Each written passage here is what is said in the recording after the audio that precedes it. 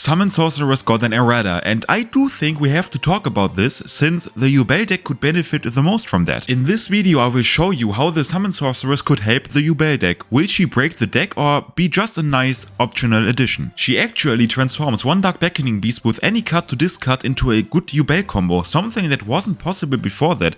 At best before that you just had a full Unchained combo, which is also okay, but of course not as good as having the Yubel engine in rotation. In short, that basically means we have one more additional one-card combo without even opening the Yubel engine. Let's stop the yapping, let me show it to you directly. We start by normal summoning, and I can't believe I am saying that. Instead of normal summoning Samsara like I always do, we normal summon Dark Beckoning Beast. It almost feels like I'm cheating on Samsara, but we don't talk about that. We activate Dark Beckoning Beast's effect to add us 1 Spirit Gates. Then we immediately activate Spirit Gates to add us 1 additional Dark Beckoning Beast. Now we additional normal thanks to the Dark Beckoning Beast on the field already, the monster we added, and instantly go into Yama. Yama will of course add us, like always, the best doggy, Shavara. I'm always sad when I see him. I really expected him to come back to at least 2 on the ban list, but he's still limited.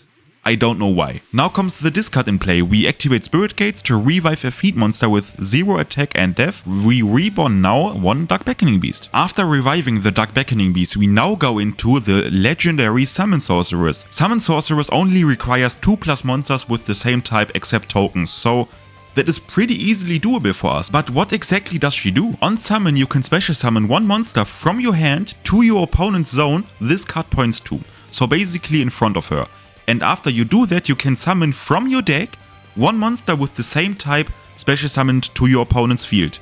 But both effects are negated, so basically it's an emergency teleport with extra steps. Important note, that effect is immediately on summon, and after that you are locked into the type you special summoned. In that case for us it's not really that big of a deal since our deck is a fiend deck, but it can restrict some plays, so keep that in mind. The reason that we can utilize her maybe better than most other decks is the Unchained engine. The Unchained engine is basically made for that since it adds us 1 Shavara and it's a fiend, and our 1-card combo, Samsara, is also a fiend. So if you put 1 and 1 together, you are already knowing what I'm trying to do. And if not, that's also fine because I will show it to you now. We activate on summon the Summon Sorceress to give our opponent the best doggy. Now we will special summon from the deck 1 Samsara. But keep in mind, both effects are negated, and you may ask yourself now, why did we do that if both effects are negated? I mean, we already used the Spirit Gates revive, and how do we get the Samsara alive? That's a fair question, and I'm happy to show you how we do that. We utilize a nice little Link 2 monster. Some are already playing pre-Legacy of Destruction. That monster is Abyss Actor, Super Producer. If you do not know him, you will get to know him now. We link both away into the Super Producer, and basically to cut things short, he's only there to pop 1 card on our field to get the Yama alive.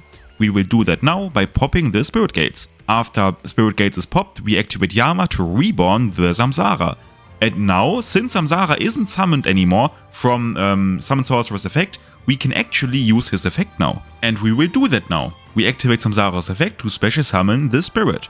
Spirit will then set us on summon the Nightmare Pain from the deck. After that, we activate the Nightmare Pain and use its effect to pop the Spirit, adding us 1 Infernal Grave. On resolve, we activate Spirit's float effect to go into the OG Yubel. Then we activate Infernal Grave's effect to special summon him. Now dives up a big difference in comparison to the other combos. We actually link away 1 Yubel and Infernal Grave into the 2nd Yama. In general, it's fine to play a 2nd Yama, even now or post Legacy of Destruction.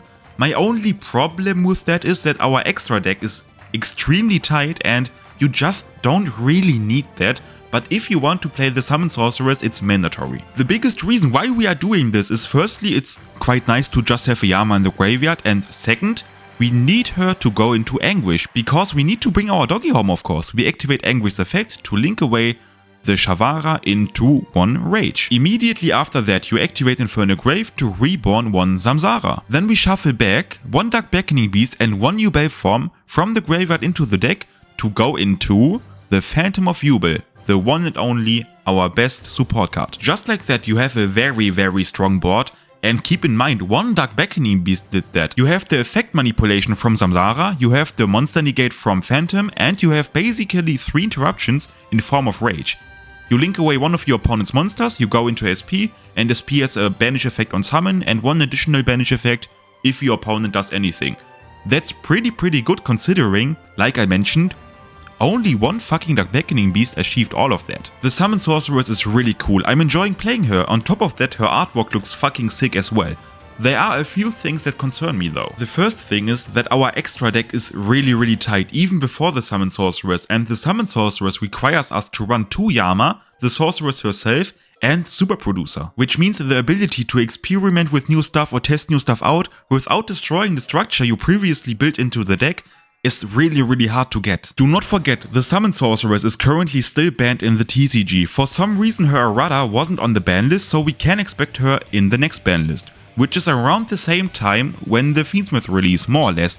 And that is really concerning because our extra deck is already completely full. Still, I do think we will manage that. Once the release is nearer, I will also revisit the Phantom of Yubel deck and the Fiendsmith deck. I will go over a more optimized combo line, a more optimized deck build, and then we will see what we are working with the Summon Sorceress. The last thing that concerns me is that the Summon Sorceress basically plays into every hand trap imaginable. On the other hand though, if you have to resort to the Dark Beckoning Beast combo, you probably don't have any other choice, and then it might be worth it because the Dark Beckoning Beast stuff also plays into everything even without the Summon Sorceress, so it might be worth it. I personally, as of now, am a big fan of her and I think she will likely see play. This week is Legacy's pre-release. The wait is almost over, my friends.